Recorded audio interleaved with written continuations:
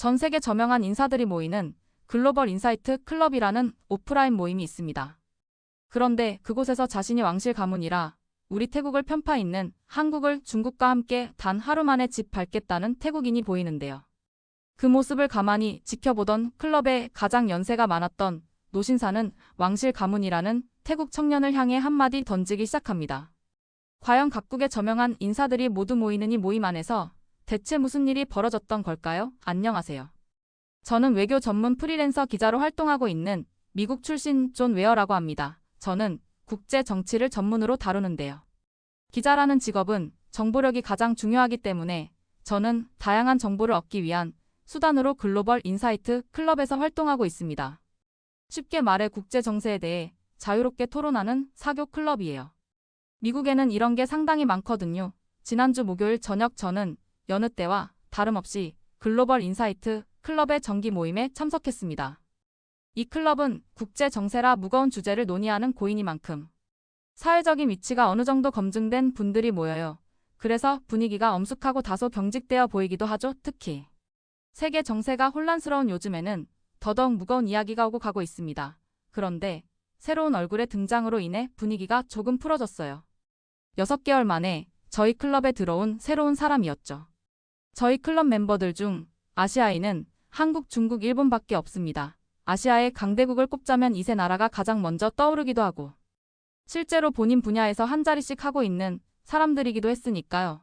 그래서 동남아시아에서 온 태국인의 등장은 꽤 낯선 것이었습니다. 하지만 낯선 것도 잠시. 사람들은 자신을 수판 통송이라고 소개한 사람들에게 가서 사담을 나누기 시작했어요. 왜냐하면 그가 자신을 태국 왕실의 친척이라고 소개했기 때문이었죠. 다들 아시겠지만 사교 클럽의 존재 목적은 정보 교환도 있지만 인맥 관리의 역할이 큽니다. 그냥 평범한 태국인이 있다면 이 정도로 관심을 받지는 못했을 거예요. 하지만 왕실과 가까운 사람이라면 말이 달라지죠. 태국 왕실의 위험이 어느 정도인지는 태국에 관심이 없는 저조차도 알 정도입니다. 군부 세력이 나라를 차지했을 때도 흔들리지 않았던 게 태국의 왕실이 여전히 태국의 국민들은 왕실을 향한 무조건적인 충성을 보내고 있다고 하죠. 이렇다 보니 사람들은 권룡과 좋은 관계를 만들어 나쁠 게 없다고 판단했고 그에게 가서 인사를 건네고 있었던 것이었습니다. 하지만 디자인 저는 워낙 의심이 많은 성격이라 우시 어떤 사람인지 천천히 알아가 볼 필요가 있다고 생각했어요. 보통은 클럽에 들어오기 전에 이름이 언급되면서 이런 사람이 들어올 건데 어떠냐는 식으로 클럽 구성원들에게 언지를 주기 마련입니다. 하지만 웃은 중국인 멤버가 독단적으로 데려온 사람이었어요. 원래 같았으면 가입이 반려되었습니다. 행동이죠.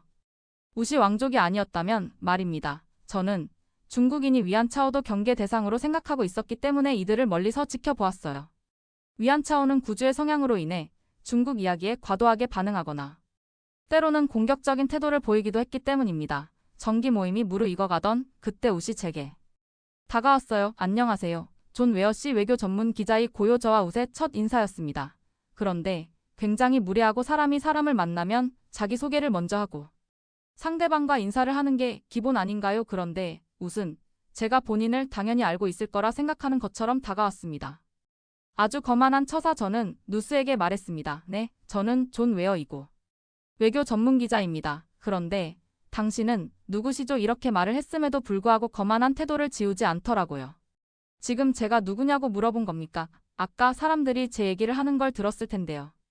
저는 수판 통송이니 태국 왕실의 최측근이라 할 수 있죠. 그러면서 저에게 뭔가를 바라는 듯한 표정을 짓더라 알만했습니다. 남들이 하는 것처럼 자기를 추켜 세우라는 의미였죠. 그런데 저는 절대 그러고 싶지 않았어요. 만약 제가 힘 있고 권력 있는 이들의 비위를 맞추는 사람이었다면 기자 일을 어떻게 하겠어요. 그래서 저는 눈만 끔뻑거리는 바라보았습니다. 그러자 답답하다는 듯이 말하더라고요. 이봐요 존 웨어 씨 저한테 이렇게 굴면 당신한테 좋을 게 없어요. 저는 기자인 당신에게 기회를 주려고 이러는 거라고요. 무슨 기회를 주려고 하는 건지 드러나 보자는 생각으로 우세 말에 귀를 기울였습니다. 권륜이 제게 들려준 이야기는 태국 내에 있는 벤코리아 이야기였어요. 태국 내에서 벤코리아 운동이 심화되고 있습니다. 그런데 이상하게 서구권 국가들은 이 내용을 심도 있게 다루지 않더라고요. 그래서 제가 나서야겠다고 생각했죠. 저는 존 웨어 씨가 저를 대변해서 태국 내에서 벌어지는 일들을 알려주길 바랍니다. 아시겠죠? 시종일관 본인이 제 상사라도 되는 듯한 태도로 이야기하더라고요. 하지만 기자로서 흥미로운 내용이기는 했습니다. 벤코리아라는 단어 자체가 기자의 구미를 당기고 있었죠. 저는 불쾌한 기분을 억누르고 우세 이야기를 잠자고 들었습니다. 결론부터 말하죠. 벤코리아는 한국에 관한 모든 걸 소비하지 않겠다는 운동입니다. 한국으로 가는 여행은 물론이고 한국 음식, 물건, 영화, 드라마 등 모든 걸 안 하는 거죠. 지금 SNS 해시태그 벤코리아 쳐보세요. 실제로 벤코리아 검색을 하니 수많은 게시글이 나오더라고요. 제 생각보다 태국 내에서 벌어지고 있는 한국 불매운동의 규모가 큰 것 같았습니다. 그리고 이 정도 사이즈의 일을 제가 가장 먼저 선점해서 기사로 내면 좋겠다는 생각도 들었고요. 태국은 말입니다. 동남아시아 국가에서 한국을 방문하는 여행객이 가장 많은 나라예요. 그러니까 한국의 관광 산업을 먹여 살리는 게 바로 태국이라는 거죠. 그런데 이런 태국인들에게 한국 정부가 어떤 짓을 했는지 알면 깜짝 놀랄 겁니다. 한국이 태국인에게 했다는 조치는 생각보다 별게 아니었어요. 한국에 방문하는 태국인들에게 비자를 받게 한 것이었죠. 해외여행을 가는데 비자를 받는 게 무슨 큰일이지. 저는 권륜의 말이 별거 아닌 것처럼 반응했습니다. 그러자 웃은 다소 당황한 눈치였어. 이쯤 되면 제가 먼저 나서서 대체 그게 무슨 말도 안 되는 일이냐고 말해줘야 했으니까 웃은 빠르게 자기가 하고 싶은 말을 쏟아냈습니다. 이건 한국의 명백한 태국인 차별이니. 왜 태국인들 이렇게 복잡하고 까다로운 입국 절차를 견뎌야 하냐의 말이에요. 다른 나라는 무비자 입국도 하는데 태국은 무조건 비자를 받아야 한다는 게 말이나 됩니까? 나의 목소리가 커지자 저희 주변으로 사람들이 모이기 시작했어요. 그러자 웃은 자기 편을 들어줄 사람들이 많아졌다고 생각했는지 더 큰 목소리로 말을 이었습니다. 여러분은 어떻게 생각하십니까? 한국이 비자를 받게 하는 것만 했다면 제가 이렇게까지 화를 내지는 않았을 거예요. 적당히 항의만 하고 말았겠지. 속으로는 이게 무슨 항의할 거리라고 별짓을 다 하네라고 생각했지만 잠자고 들었습니다. 그런데 한국은 비자도 발급받고 한국 땅을 밟은 사람을 다시 태국으로 돌려보내기도 했으. 이게 말이 됩니까? 얘 하라는 대로 다 했는데 돌려보냈다요? 주변에서 웅성거리는 소리가 들었습니다. 하지만 저희가 있던 곳은 엘리트들이 모이는 글로벌 인사이트 클럽이에요. 한 사람의 말만 듣고 편파적인 생각을 하는 1차원적인 사람들은 없죠. 그래서 한 사람이 나섰습니다. 저는 일 때문에 1년 정도 한국에서 살았습니다.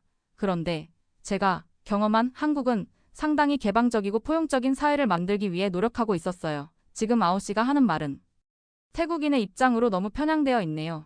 그러자 권륜은 이렇게 대답했어요. 당신 국적이 어디죠? 캐나다입니다. 이것 보세요. 한국은 백인과 강대국에게 친절합니다. 당신이 캐나다 사람이 아니라 필리핀이나 태국, 베트남 사람이라면 상황은 달라졌을 걸요. 그러자 캐나다 사람은 또다시 대답했어요. 글쎄요. 제가 본 한국은 달랐습니다. 한국은 동남아에서 온 여성과 가정을 꾸린 이들에게 여러 가지 복지 정책을 하기도 했어요. 한국어 교실을 열어서 언어를 가르치기도 했고 다화과정에서 태어난 아이들을 위한 교육 프로그램도 있었고요. 무엇보다 학교 교육 과정에서 이런 차별적인 행동을 하지 않도록 가르치고 있기도 합니다. 제가 한국에서 살 당시 저희 아이를 한국에 있는 학교로 보냈었기에 아주 잘 알고 있어요. 확실히 신빙성 있는 말이었어요. 한국이 왜 비자를 요구하기 시작했는지에 대한 언급은 없이 무작정 한국에 대한 불만을 쏟아내는 안웃보다는 말이죠. 우승 클럽에 모여있던 각국의 기자들을 향해 이렇게 말했어요.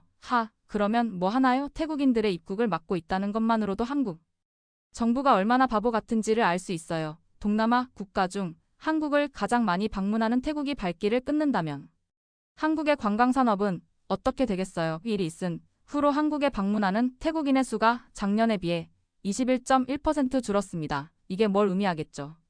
앞으로 한국을 방문하는 관광객의 수가 점점 줄어든다는 의미죠. 그런데 바로 그때 언제 왔는지 모를 한국인 멤버 태식 씨가 나타났습니다. 듣자 하니 못 들어주겠네요. 태국이 없으면 한국이 망할 거라는 식의 사고방식은 대체 어디서 나온 겁니까? 태국 관광객의 수가 줄어드는 동안 중국, 일본, 대만을 비롯해서 한국을 방문하는 여행객들의 수가 폭발적으로 늘었습니다. 그러니까 한국은 태국 관광객 없이도 잘 먹고 잘 산다는 의미예요. 여기서 이렇게 말도 안 되는 헛소문으로 힘 빼지 말고 태국에 있는 한국 관련 사업장이나 신경 쓰시죠. 역시 웃이 과장되게 말한 게 맞더라고요. 그나저나 태국에 있는 한국 관련 사업장을 신경 쓰란 이 말이 영 이해되지 않았어요. 보통 한 나라의 고유한 음식을 파는 가게라면 그 나라 사람들이 주로 방문할 테니까요. 태국에 있는 한식당도 한인들이 주로 찾을 텐데. 태국의 한인들이 남아있는 이상 걱정할 필요가 없는 게 아닌가요? 그런데 태국에 있는 한식당을 걱정해야 하는 이유는 분명했습니다. 한국을 방문하는 수가 가장 많은 나라라는 건 태국이 그만큼 한국 문화에 관심을 가지고 있다는 의미이기도 합니다. 즉, 인들이 한국 관련 사업을 하는 것보다 태국 현지인들이 한국 관련 사업을 하고 있는 경우가 더 많다는 거죠의 경우. 벤코리아로 인해 피해를 보는 건 한국이 아니라 태국의 자국민이 됩니다. 결국. 태국은 한국을 배척하면서 스스로 자멸하고 있는 거예요. 그런데 권류는 이 말의 진짜 뜻을 이해하지 못했습니다. 이를 바득바득 갈면서 한국인 태식 씨의 말에 반박을 하는데 그 모습이 지성인이라 보다는 철없는 아이처럼 보일 정도였죠. 대체 여기에 어떻게 온 건지. 숲한 통송이가 데려왔을 때부터 알아봤어야 했어요. 그런데 우세 성숙하지 못한 태도에 불쾌감을 느낀 건 저뿐만이 아니었습니다. 다른 멤버들도 서서히 권륜의 곁을 떠났고 웃은 첫 등장과 전혀 다른 모습으로 그 장소를 떠났습니다. 이 모임 이후 저는 벤 코리아와 관련된 객관적인 사실에 대해 알아보기 시작했습니다. 그런데 까면 깔수록 우세 말이 매우 편향되어 있다는 것을 알 수 있었어요. 한국이 태국인들의 입국 과정을 까다롭게 한 이유는 한국의 불법 체류 국가 1위가 태국이 있기 때문입니다. 게다가 불법 체류를 하면서 한다는 게 대부분 불법적인 일이더라고요. 약물이나 성적인 부분까지 이걸 알고 나니 한국의 조치가 너무 늦은 게 아닌가라는 생각을 하게 될 정도였어요. 어떻게 지금까지 그냥 내버려 뒀지 싶었죠. 그렇게 국가의 인연은 끝이라고 생각했습니다. 그런데 그 다음날 아웃이제 사무실을 찾아왔어요. 와서는 화를 낼 줄 알았는데 의외로 고분고분하더라고요. 존 웨어 씨, 저는 정말 당신의 도움이 필요합니다. 내가 여러 곳을 다니며 이 사실을 알렸는데 그 어느 곳에서도 태국의 억울함을 들어주지 않았어요. 저는 왕실 가문이 돈은 넉넉히 드리죠. 이게 대체 무슨 말인지. 당연한 일이죠. 태국은 억울할 일이 없으니까요. 억울해야 하는 건 졸지의 인종차별을 서슴지 않는 나쁜 국가가 된 한국이야 합니다. 우선 제 이런 생각은 전혀 모른 채 제가 무례하게 굴었던 게 있다면 진심으로 사과합니다. 그러니 세계의 진실을 알려주세요. 하지만 이렇게 간절한 사람을 어떻게 외면하여? 저는 우에게 당신이 그렇게 억울하다면 이번 모임에 와서 하고 싶은 말을 해라라고 말했습니다. 그러자 너무 좋아하면서 알겠다고 하더라고요.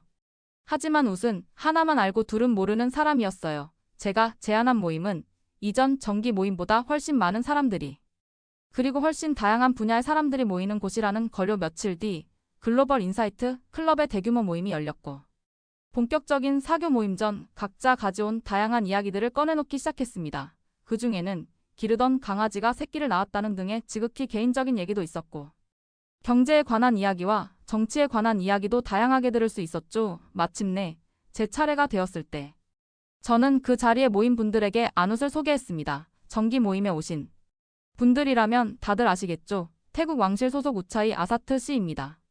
그런데 제가 웃의 이름을 부르자마자 웃이 다급하게 제 소매를 당겼어요. 그러면서 왕실 소속이 아니라 왕실 측근이라고라는 말을 속삭이듯 하더라고요. 아니, 전에는 본인이 왕실 소속인 것처럼 굴기에 그게 그건 줄 알았습니다. 하지만 이제 와서 말을 바꾸기도 애매하고 그냥 하고 싶은 말이나 하라며 자리를 비켜주었어요. 제가 자리를 비켜주자 권류는 처음 만났을 때 그 모습으로 자신만만하게 이야기를 시작했습니다. 그런데 웃의 말이 길어지면 길어질수록 공기가 싸늘해졌다. 권류는 그제야 자신을 이상하게 바라보는 사람들의 눈빛을 눈치했습니다. 그리고 한 사람이 웃게 한 가지 질문을 던졌어요. 당신이 한 말에는 왜 한국이 태국인에게 심사를 강화했지만 지표가 없군요. 대체 무슨 얘기를 하고 싶은 겁니까? 감정에 호소하기 전에 팩트를 가져오세요. 팩트를 그러자 누시 한 말이 아주 가관이었는데 계속해서 악화될 겁니다. 현재 태국 내에 벤코리아 불매 운동을 넘어서 국가적 갈등으로 번지고 있어요. 한국은 잘 모르는 것 같은데 태국 국방부 장관은 중국과 함께라면 한국을 순식간에 점령할 수 있을 거라고 말했습니다. 이건 정말 위험한 발언이었기랑 술 마시면서 하는 얘기도 아니고 공적인 자리에 있는 사람들에게 이런 말을 하다니. 특히 요즘처럼 국제 정세가 경직되어 있는 상황에 이런 말은 좀 아니었습니다. 더군다나 태국이 한국을 상대로 군사적 발언을 하며 점령 어쩌고 하는 말이 참 우습게 들리기까지 했죠. 아니, 태국이 한국을 사실 태국은 한국에게 한참 모자란 국가였으니까요. 그런데 이런 발언은 위안 차오이와도 합의되지 않은 것 같더라고요. 저 콧대 높은 중국인 위안 차오가 당황할 정도였으니 우세 발언의 수위가 어느 정도인지 예상 가능한 부분이라고 생각합니다. 웃은 사람들이 할 말이 없어서 아무 말 못하는 줄 아는 것 같았어요. 역시 다들 태국 내에서의 상황이 얼마나 심각한지 다들 모르시는 모양인가 보네요. 한국은 태국의 군사력을 그저 그런 나라라고 생각해서 애써 무시하고 있는 것 같은데 태국은 결코 혼자가 아닙니다. 현재 우리는 중국과 연합 군사 훈련을 함으로써 주변 국가들을 견제하고 심지어 한국마도 위협하는 존재가 되었죠. 한국은 벤코리아 상황을 단순히 생각해서는 절대 안 됩니다. 바로 그때 글로벌 인사이트 클럽에서 가장 연세가 많았던 백발의 노인이 우에게 물었습니다. 이보쇼 청년. 당신이 하는 말은 태국이 한국에게 큰 위험이 된다 이 말이 맞소 정확히 이해하셨나요? 맞습니다. 태국의 국방력은 한국을 손쉽게 제압할 정도죠. 그러자 어르신은 우세 주장을 조목조목 따지기 시작하셨어요. 한국과 태국 양국의 군사력을 볼 때 제압을 걱정해야 하는 건 태국이라는 불과 몇 개월 사이에 태국이 한국의 군사력을 넘어서기도 한 것이요. 그러자 웃은 답답하다는 듯이 대답했죠. 아니 몇 번을 얘기합니까? 태국은 혼자가 아니라니까요. 형제와 같은 중국이 있단 말입니다.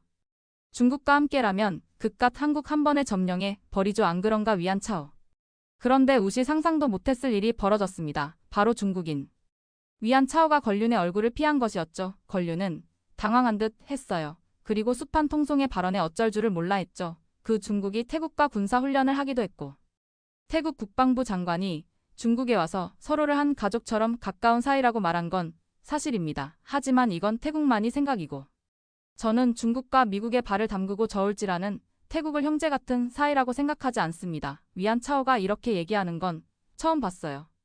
본인이 데리고 온 사람이니 어지간하면 편을 들어줄 법도 한데 이번에 엮기 정말 큰일 나겠다 싶은 것 같더라고요. 실제로 태국 총리와 국방부 장관은 중국에게 빌붙어서 밀착 외교를 원하는 상황이라고 합니다. 하지만 미국과도 군사훈련을 했었고 러시아와의 협력 관계도 넓히려고 하다 보니 이도 저도 못하는 상황이었죠.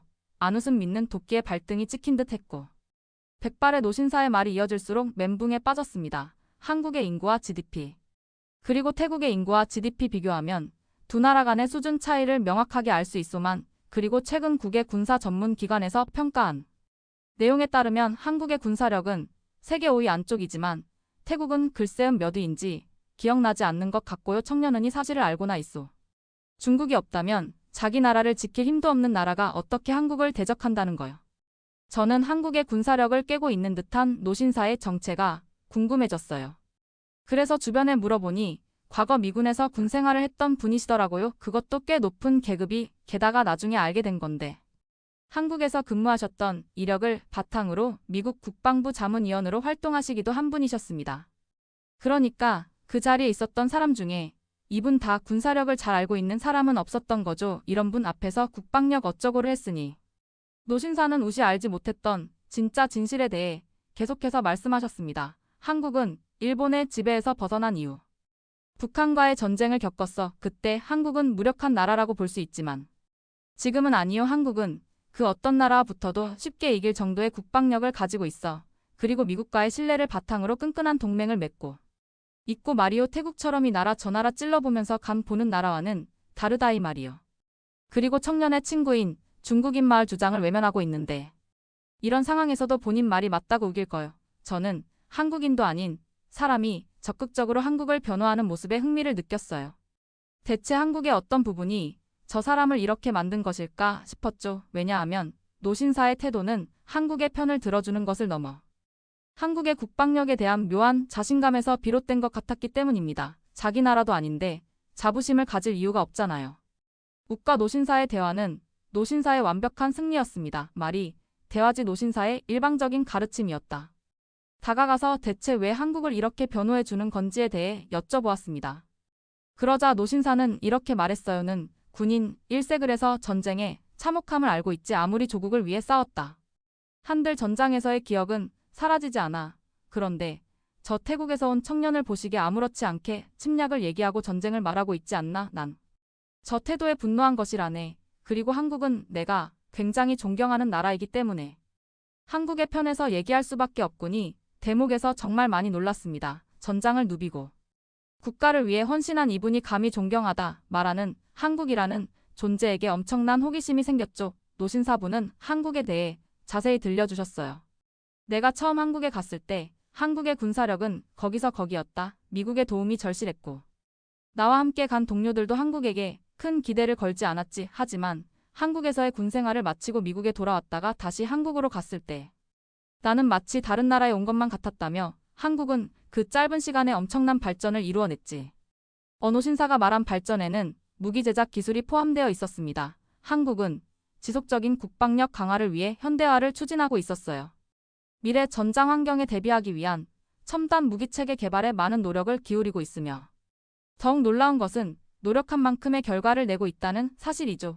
그런 일은 없을 것이고 있어서도 안 되지만 만약 한국과 태국이 전면전을 벌이게 된다면 결과는 물 보듯 뻔합니다. 현재의 전력을 두고 보면 태국군 한국군에 의해 순식간에 무력화될 거예요. 중국이 개입을 한다는 가능성에 대해서는 전 세계 전문가들이 입을 모아 그럴 가능성은 현저히 적다라고 말하고 있습니다. 한국과 미국처럼 끈끈한 동맹 관계도 아닐 뿐더러 태국이 일방적으로 중국에게 매달리고 있는 상황인지라 태국이 위험에 빠졌을 때 중국이 손해를 감수하면서까지 병력을 지원하지 않을 거라는 것이죠. 게다가 옷은 몰랐겠지만 한국과 미국이 똘똘 뭉쳐서 진심으로 전면전을 준비한다면 중국은 한국과 미국의 눈치를 볼 수밖에 없다고 합니다. 게다가 자신들과 함께한 나는 나라가 태국이라는 더더욱이요. 한국과 미국은 50대 50으로 100의 합을 내는데 중국과 태국의 합은 50대 10 정도밖에 안 되니까 말이죠. 저는 전쟁이나 군사 국방에 관련된 것들은 잘 모르는 사람인지라 이 부분에 대한 지식이 깊지 않았는데 이번 일을 계기로 한국이라는 나라를 다시 보게 되었어요. 태국에서 시작된 벤코리아 운동이 여기까지 번질 줄 누가 알았겠어요. 저는 또다시 한국인 멤버 태식 씨를 찾아갔습니다.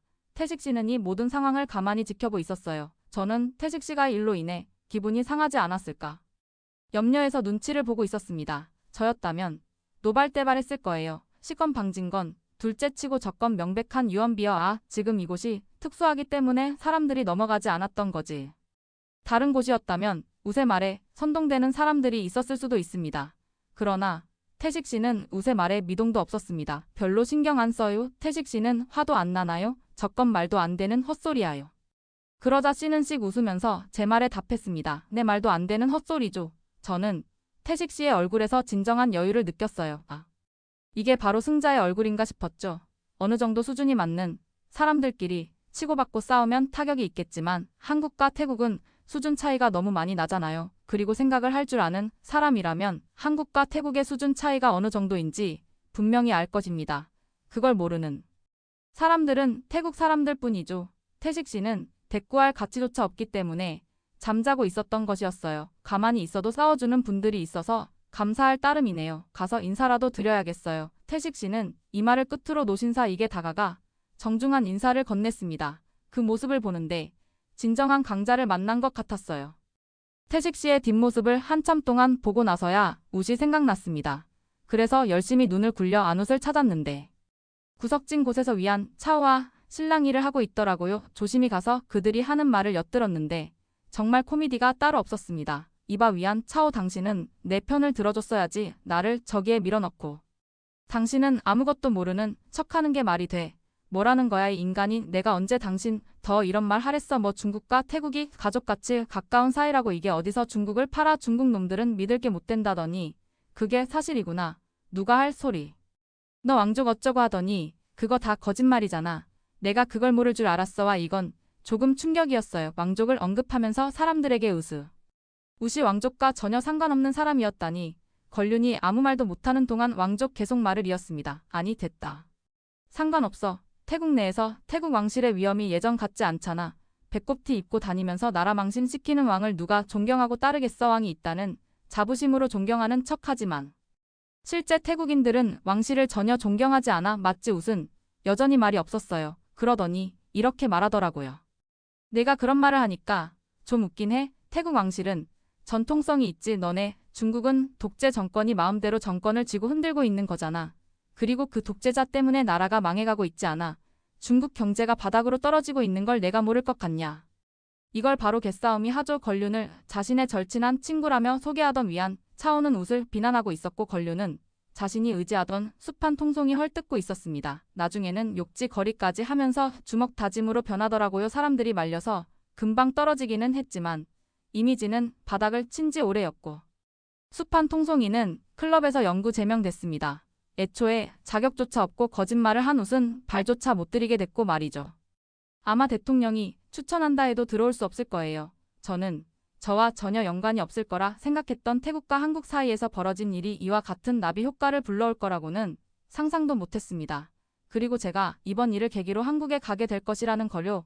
지금까지 한국과 관련된 기사를 써 생각은 못했는데 이번 한국 방문을 통해 한국에 대해 전할 말이 생길 것 같습니다. 네, 오늘 사연은 여기까지입니다. 전 세계 사람들이 친목 활동을 하는 모임이 있었군요. 글로벌 인사이트 클럽. 저는 처음 들어보긴 하는데 여하튼 태국 이슈가 그곳까지 불러대고 있었네요. 뭐 한국은 신경도 안 쓰는데 태국이 난리더라고요. 자, 그럼 오늘 사연 어떻게 들으셨나요? 사연이 좋으셨다면 구독, 좋아요 부탁드리고.